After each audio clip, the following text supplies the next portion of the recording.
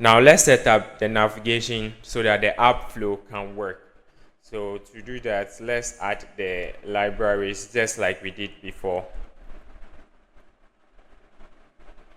Come to the version catalog and then paste it here.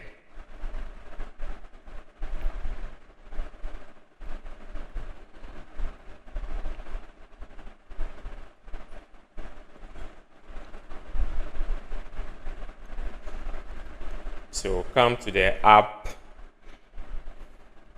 and then add one here. Okay, then you come below and then copy this and then paste here.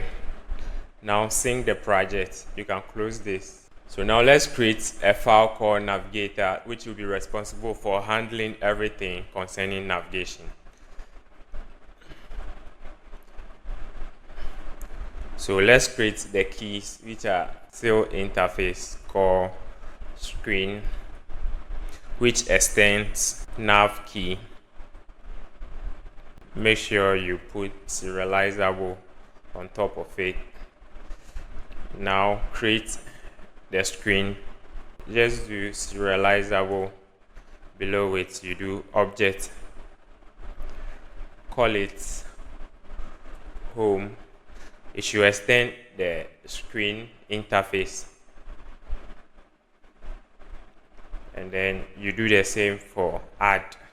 So at serializable, below it you do object and then add column screen, and that's it. So now the keys are ready. Now below the keys you create a composable, call it navigator. Inside the navigator, the first thing is to get the backstack. Remember backstack, and then pass the first screen you want to show, which is home. In this case, home. And then the next thing is to create the entry provider. Right, so this is where we will be resolving the screen. So now you call the nav display to show the actual content. So this one requires the backstack. So we pass the backstack, you pass the entry provider. That's all that's required. You can also handle when the back gesture is clicked on back. Pass backstack dot remove last or now. So inside here, we want to pass the first screen. So make sure you specify the type here. So this is for home.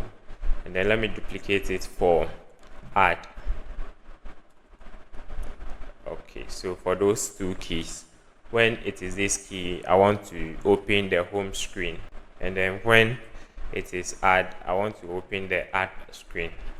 It's as simple as that. So now our navigation is ready. Just go back to copy this one and use it in the main instead of using the home screen.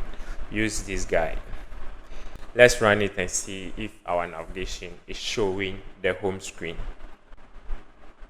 Right, so it's showing the home screen and everything is working all right. Now you have a multi-screen application. In the next video, we'll find a way to actually add the data and then pass it to that screen. So subscribe to the channel and stay around to the end of this episode so that you can gain a lot from it.